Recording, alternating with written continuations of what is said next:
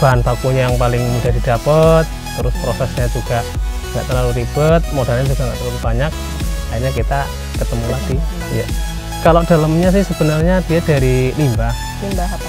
atau serbuk kayu yang di tempat penggergajian kayu itu loh. Serbuk kayu. Nah, kalau di sini namanya grajen. Grajen.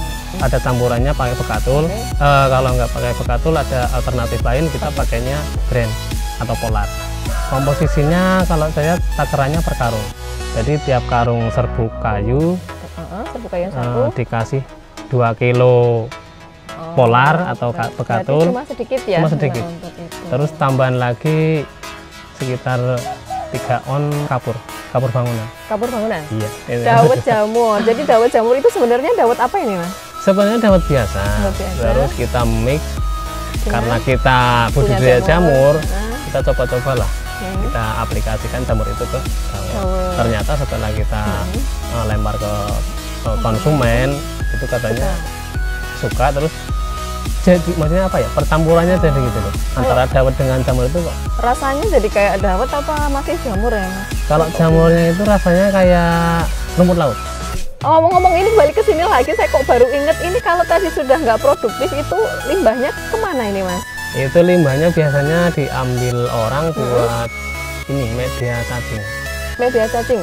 Cacing ANC biasanya. Selamat datang di panggung penyuluhan Siniar Penyuluh Pertanian Kebumen. Sahabat tani, kembali lagi bersama saya. Dan yang ada di sebelah saya ini mas-mas yang masih muda. Mas-mas atau om-om? Mas-mas masih muda karena masih milenial. Beliau adalah seorang petani milenial dan namanya adalah Mas Iwan Sani. Betul? Ya, betul. Mas Iwan Sani, nanti perkenalkan sendiri aja. Sahabat tani yang di rumah, terutama yang cewek-cewek, silahkan kalau mau tanya-tanya lebih lanjut. Silahkan Mas Iwan. Oke, terima kasih. Selamat hari apa, nggak tahu ya. Semangat aja di semangat pagi. Ya, semangat pagi. Perkenalkan, nama saya Iwan Sani, asal dari Desa Merden, Padukuhan Meranti, Kecamatan Padurso. Mungkin usia ya sama seperti rekan-rekan yang masih muda-muda tentunya. Yang jelas tidak sama dengan saya, pasti saya jauh di atasnya beliau, karena beliau masih milenial. Ya sahabat tani, hari ini kita sudah ada di dalam sebuah apa ini, ruangannya apa namanya, Mas? Ini kalau di perjamuran namanya kumbung jamur. Kumbung jamur, kumbung jamur. Jadi sahabat tani seperti yang bisa dilihat di belakang saya sudah ada beberapa, kalau ininya backlog ya, Iya, kalau salah ini backlog, beberapa backlog jamur di rak-rakan gitu, dan beberapa sudah mulai makan jamur. Kayaknya ini nanti sore mau panen ya, Mas ya? Iya, tiap sore kita panennya. Nah, nanti saya juga ikut panen ini sahabat tani. Boleh. Nah sahabat tani, langsung saja. Jadi Mas Iwan Sani ini sudah bergelut di bidang perjamuran ini dari kapan? Kalau dari kapannya pastinya udah lupa, tapi sudah lupa. Masanya mungkin terlalu lama gitu ya. Ya sekitar 7 tahunan lebih lah. 7 tahun lumayan ya, berarti sudah lama. Ini ada berapa kumbung? Ini kan salah satunya ya? Ini salah satunya. Kalau total semua ada 3 kumbung. Ada 3 kumbung, dan lumayan ya luasnya. Ini juga berapa, Mas? Kalau yang kumbung yang ini luasnya sekitar 9 kali 4. 9 kali 4, lumayan ya sahabat tani. Dan isinya cukup juga ini sampai ribuan ya, Mas ya? Sekitar 4 ribuan. 4 ribuan muat. Nah sahabat tani, sebagai seorang petani milenial, Mas Iwan ini sebenarnya apa sih yang membuat Mas Iwan itu terjun, bukan terjun ya, mau menjadi seorang petani milenial? Kalau sekarang lihat anak-anak muda sekarang kan kayaknya pada nggak mau ya kalau di bidang pertanian. Mas Iwan gimana nih? Sebenarnya dulu sih apa ya, cuman coba-coba. Maksudnya gimana ya? Kita tuh kebanyakan anggur, terus ada modal sedikit, nah kita bingung. Ini daripada nganggur ini buat apa, dibikin apa gitu kan. Akhirnya kita cari bahan bakunya yang paling mudah didapat, terus prosesnya juga nggak terlalu ribet, modalnya juga nggak terlalu banyak. Akhirnya kita ketemulah di jamur. Inspirasinya dari mana nih? Tadinya apa lihat-lihat di YouTube atau mungkin ada teman yang mengusahakan ini juga? Kalau teman dulu ya ada. Tepatnya di daerah Purbalingga. Itu bahkan masih saudara. Akhirnya lari ke sana. Ya udah belajar 1, 2, 3 hari. Diaplikasikan di rumah. Dan kebetulan ada modalnya, Mas ya. Karena saya yakin kan untuk kumbung semacam ini kan modalnya tidak sedikit ya. Apalagi Mas Iwan ada 3 atau 4 kumbung tadi. Ya kalau dulu sih nggak seperti ini ya, Mbak. Kalau dulu itu masih pakai bambu juga. Ya masih ala kadarnya lah. Kita memanfaatkan tempat-tempat yang ada terus yang nggak kepakai, akhirnya kita taruhlah di backlog ini di tempat itu.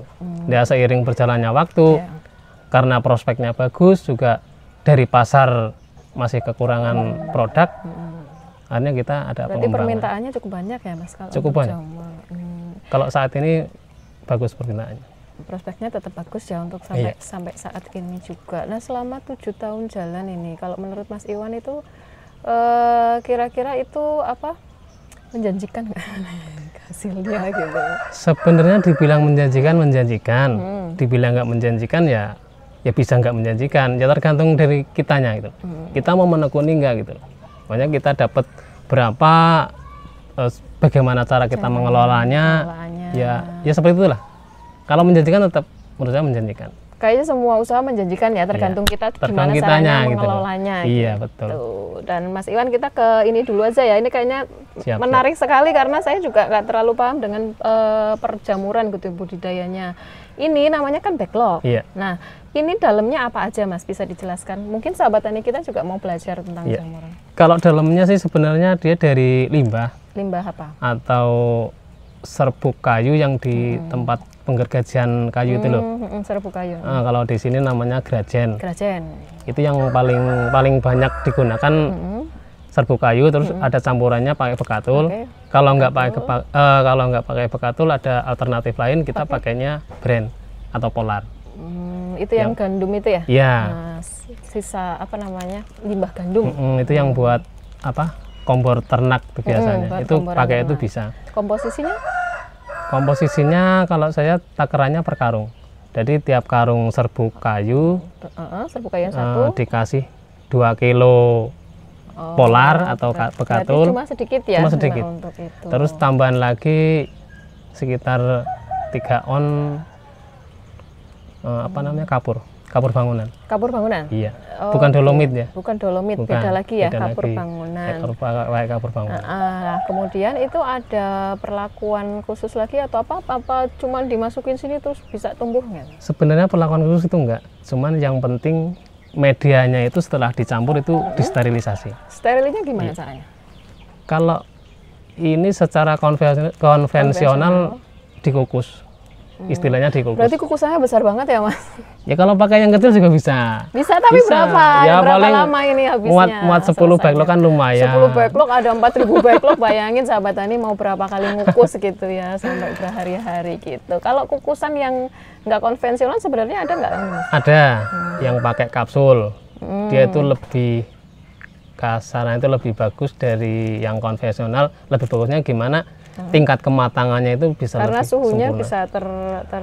Suhunya gitu bisa teratur, terus dari tekanannya juga bisa diatur. Jadi tingkat kegagalannya itu rendah.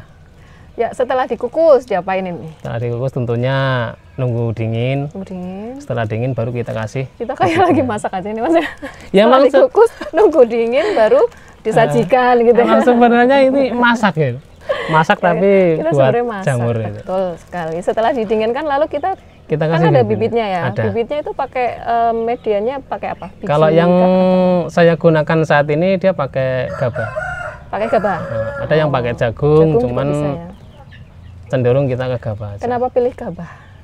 Dia kalau menurut pengalaman saya sih tingkat kontaminasinya rendah. Dibandingkan jagung. Kalau jagung kebanyakan itu nanti bisa tumbuh jamur yang hijau. Tapi pernah pakai jagung? Pernah, dulu pernah pakai jagung. Kalau bibitnya untuk itunya jenengan tuh bikin sendiri atau beli udah jadi? Kalau kita ada ini ya, apa namanya, ada komunitas lah atau kelompok. Jadi ada yang khusus spesifik di bagian pembibitan, terus ada yang buat log. Nah kita sama temen lah ngambilnya. Jenengan spesial apa? Ya spesialnya apa ya? Backlog. Bukan. Kayak saya lihat tadi di depan soalnya backlognya banyak banget. Spesialnya backlog. Kenapa nggak bikin bibit sendiri? Tapi bisa ya Mas ya? Bisa, sebenarnya bisa. Cuman Ya biar banyak teman aja. Oh gitu. Iya. Tetap ada yang buat bibit, ada yang buat backlog. Nah, kita kan bisa saling biar ini ya pertemanannya. Ya betul, nggak putus. Agar silaturahmi tidak putus. Jangan pinjam 200. Jangan pinjam 200. Sudah tahu malah mau dipinjam. Ya kita lanjut ya Mas Iwan, tadi setelah didinginkan dikasih bibit, kemudian langsung ditata di rak-rak seperti ini. Sebenarnya belum. Oh belum. Itu masih masuknya masih di ruangan inkubasi atau ruangan pembibitan. Di inkubasi dulu. Nah, itu sekitar 5 sampai 10 hari lah. Itu masih di inkubasi, setelah 10 hari baru kita bisa. Ruangannya seperti apa itu Mas? Sebenarnya ruangannya biasa, yang penting tertutup tapi ada ventilasi. Tertutup tapi ada ventilasi. Itu spesifiknya seperti itu. Itu ya. Terus setelah itu berapa tadi 5 sampai 10 hari baru bisa masuk ke baru bisa dipindahin ke kumbung. Ini cirinya yang sudah bisa dipindah itu apa? Apa sudah keluar putihnya ini atau gimana? Ya, kalau yang ciri sudah bisa dipindah itu biasanya kalau misalnya apa ya? Kalau di istilah perjamuan itu miselium. Miseliumnya itu udah merambat sekitar 1 apa 2 cm. 2 cm dari sini? Ya, dari cincinnya. Sudah kelihatan gitu ya? Udah kelihatan merambat, itu baru kita bisa masuk ke kumbung. Nah, dari mulai ditaruh di rak ini sampai bisa mekar seperti ini berapa hari Mas?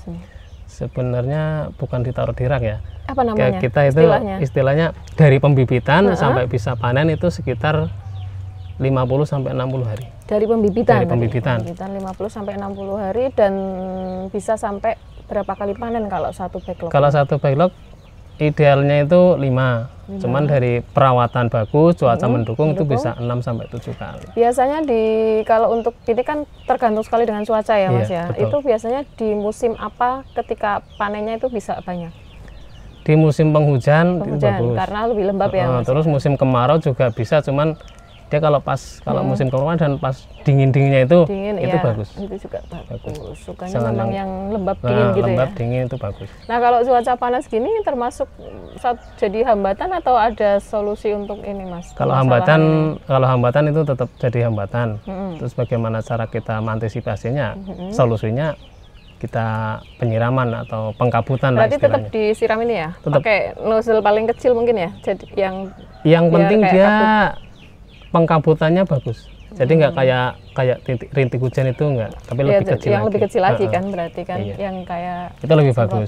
Kabut gitu ya, lebih bagus. Yang disiram berarti di sininya ya Mas? Apa?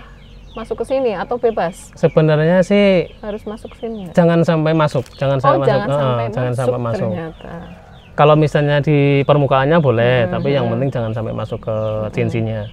Kenapa? Karena nanti kalau misalnya air masuk ke cincin, itu selang berapa hari dia akan membusuk dan tumbuh ulat hama. Oh, ada ulatnya, ada hama. Oh, ternyata ada hamanya juga loh sahabat tani. Nanti kita tanyakan OPT-nya apa saja. Tapi sebelumnya saya pengen nanya, penasaran ini kok bisa sampai putih sampai segini, itu sudah panen berapa kali?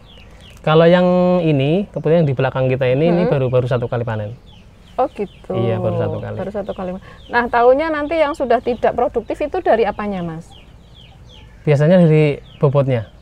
Bobot backlognya? Bobot backlognya.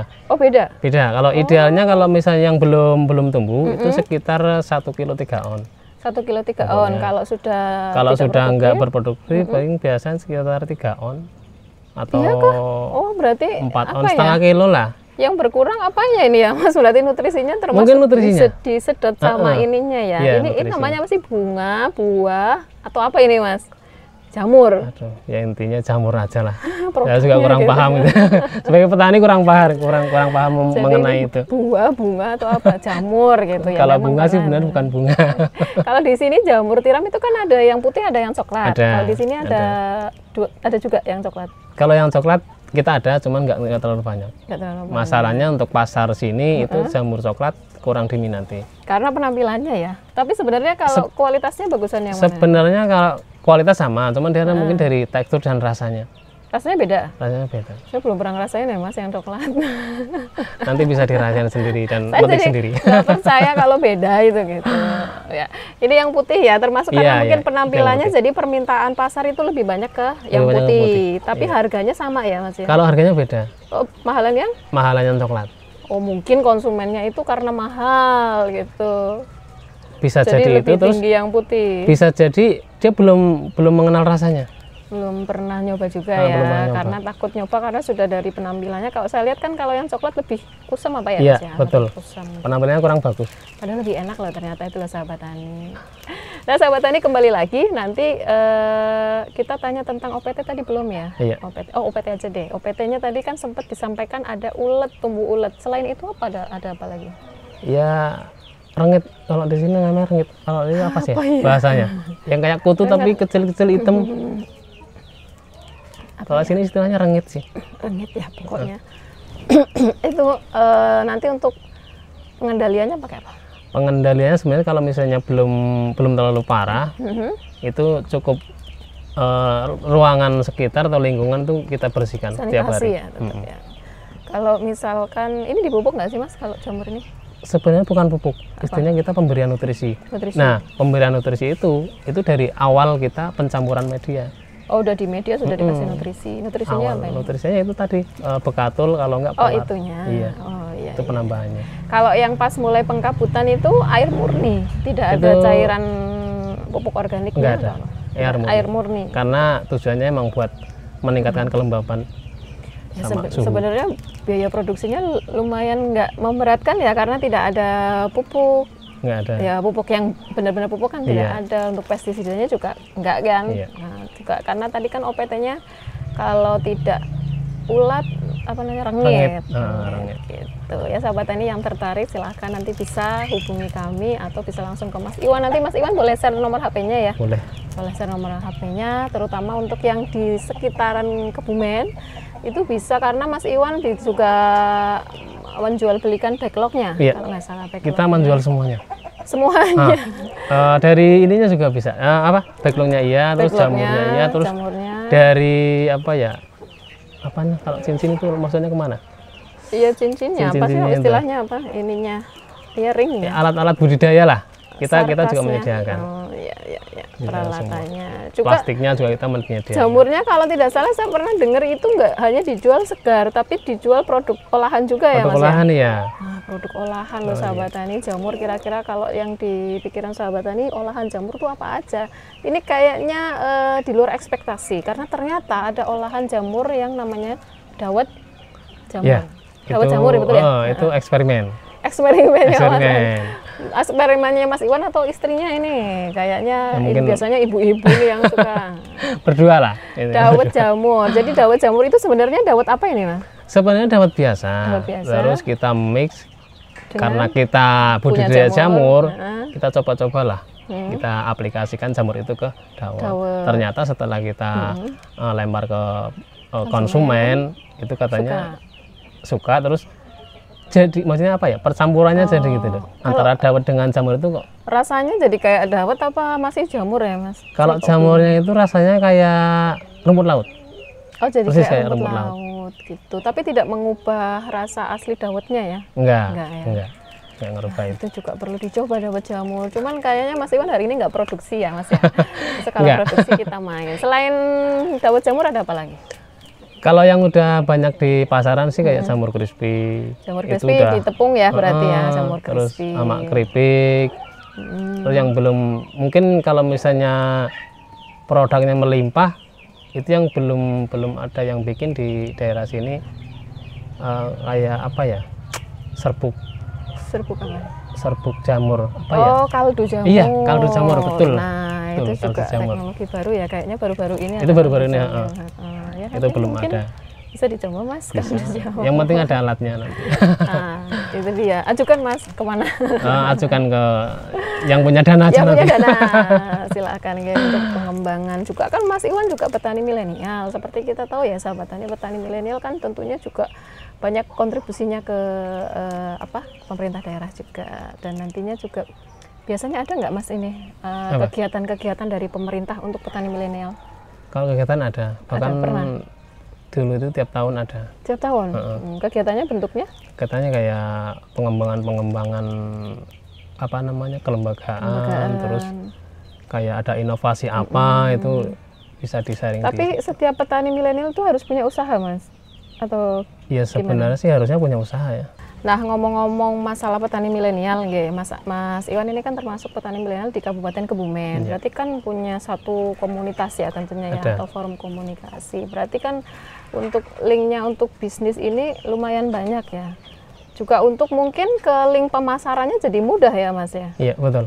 Ini lebih kemana ini kalau pasarnya ini kemana aja nih Mas? Kalau pasarnya sih sementara masih ke pasar-pasar lokal, pasar deket-deket sini lah. Cuman kalau misalnya produksi meningkat, baru kita ke rekan-rekan. Yang kekurangan barang mana nanti kita. Oh gitu, jadi saling ini ya koordinasi ya. Betul. Gitu. Atau mungkin kalau pas ada event-event mungkin ya Mas ya, kayak dulu pas di Kebumen ini kan biasanya setiap tahun ada Kebumen International Expo. Betul. Itu Mas Iwan juga wajib masuk ya? Wajib. Nah, dengan dawet jamurnya juga. Ini karena saya juga pernah lihat ada jamur segar gitu di expo tersebut, ternyata dari Mas Iwan gitu. Nah, untuk pemasarannya tadi kan kalau permintaannya kira-kira kalau menurut Mas Iwan ini masih berlebih atau jenengan tuh produknya berlebih atau belum memenuhi permintaan? Belum, masih banyak ternyata ya. Masih banyak kurangnya. Bahkan ya itu ada yang minta terus nggak ada barangnya, paling ya kita bagi-bagi sama temennya seperti biasa. Mana yang kebanyakan baru kita tarik, kita pasarkan. Berarti mungkin perlu menambah kumbung lagi nih kayaknya Mas. Boleh. Yang boleh, penting ada cuannya. Waduh, kembali lagi silahkan ajukan proposal. Nah, itu kembali juga pemerintah bisa disampaikan ke pemerintah daerahnya Mas Iwan. Untuk itu gimana? Monggo silahkan. Bisa lah nanti. Ya, itu nanti urusan belakang ya Mas. Iya, betul. Gitu. Dan Mas Iwan ini kan karena Mas Iwan sebagai seorang pemuda, kalau menurut saya muda ya, pemuda itu gimana nih Mas Iwan memotivasi pemuda-pemuda kita yang ada di seluruh Indonesia untuk terjun di bidang ini kan masuk ke pertanian juga ya? Iya. Gimana? Ada nggak satu pesan-pesan khusus gitu? Iya, tentunya buat pemuda ya, tentunya di seluruh Indonesia lah ya, bukan cuma di Kabupaten Kebumen. Yang muda-muda itu sekarang sudah sedikit yang bertani. Yang bertani sedikit. Karena mungkin mikirnya bertani itu capek atau mungkin kotor. Kenapa kita nggak bikin bertani itu menarik, terus bersih, dan nggak kotor. Pertanian yang nggak kotor ternyata bisa juga ya Mas, dibuktikan oleh Mas Iwan. Iya, kalaupun misalnya teknik yang dulu-dulu, kenapa nggak kita rubah dengan metode-metode yang konvensional jadi modern. Modern saat ini. Menarik oleh anak muda. Betul, kenapa kita nggak bikin ke situ, kita bikin inovasi yang kekinian lah intinya. Betul, yang zaman now gitu ya. Dan ternyata bisa.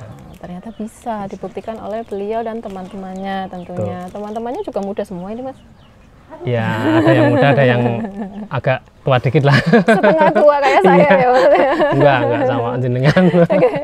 Ngomong-ngomong ini balik ke sini lagi, saya kok baru inget ini kalau tadi sudah nggak produktif itu limbahnya kemana ini Mas? Itu limbahnya biasanya diambil orang buat ini media cacing. Media cacing?